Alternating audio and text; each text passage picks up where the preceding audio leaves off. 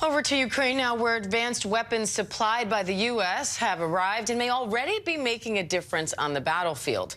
Meanwhile, Russian forces are pushing forward, looking to take control of key cities in the Donbas region. Foreign correspondent James Longman has the latest. A special inside look at the new U.S. weapons now arriving in Ukraine. HIMARS are some of Ukraine's most highly valued weapons. They're terrified, really, of the Russians finding out where they are, so we're being taken to this secret location. In the wide open spaces of this vast country, Ukrainian forces use these woods for cover. These are the rockets being loaded onto the U.S. HIMARS high-mobility artillery rocket systems. These are the weapons that Ukraine says are making all the difference in its war, for the very simple reason that they fire further than anything Ukraine currently has in its artillery. The other important detail is that they're truck-mounted, which means once they're fired, these guys can move. We can use them to find targets in Russian-controlled territory that no other weapon can get to. This HIMARS commander tells me. We've hit command centers and ammunition stores.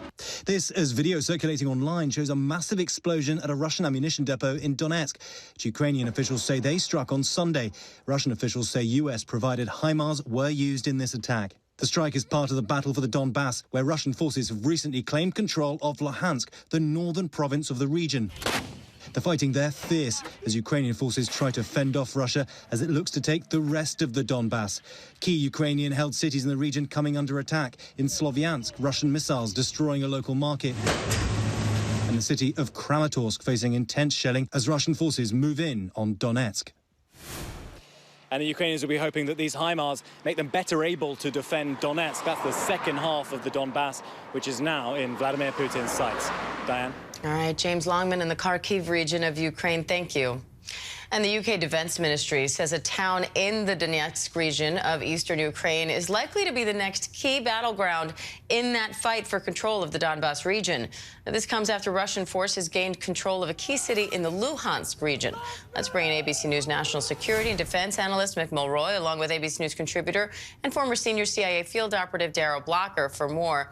Mick, what kind of an impact can these new weapon systems that are coming from the U.S. have on the battlefield, and why now? Well, Diane, they can have a substantial impact. This has become a war of attrition out in the Donbass, and the only way for the Ukrainians to fight that, since they're vastly outnumbered, is by precision fires and maneuver. And HIMARS allows them to do that precision fires.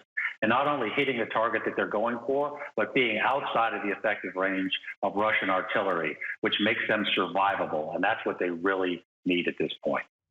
Darrell, Russian forces are expected to focus on the Donetsk region now.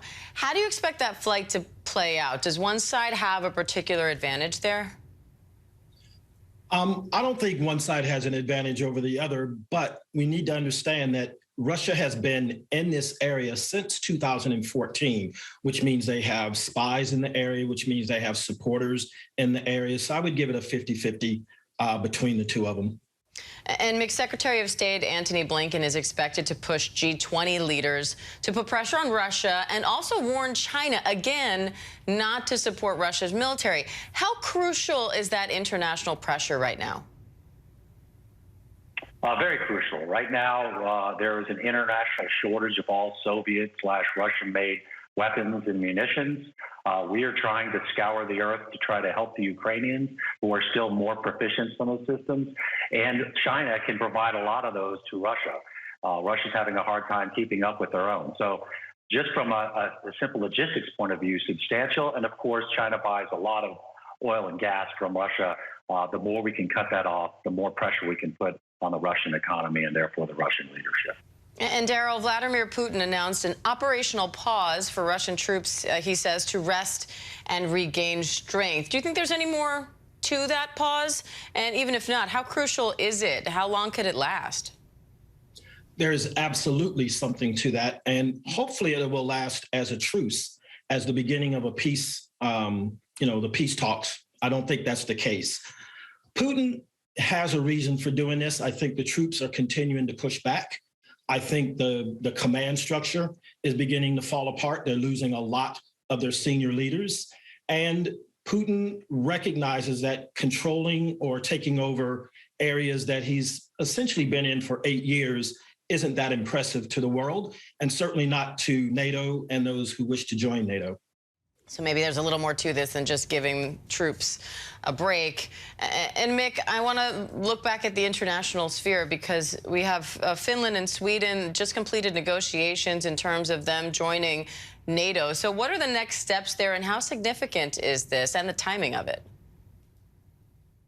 So, Diane, now that everyone in NATO has cleared the passage of Sweden and Finland into NATO, and that wasn't an issue, specifically when it came to Turkey, but those issues have been resolved.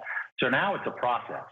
And because Sweden and Finland have already been very integrated, especially Finland, into NATO or to Europe's defense forces, it should not take that long to make sure that they're fully compatible militarily.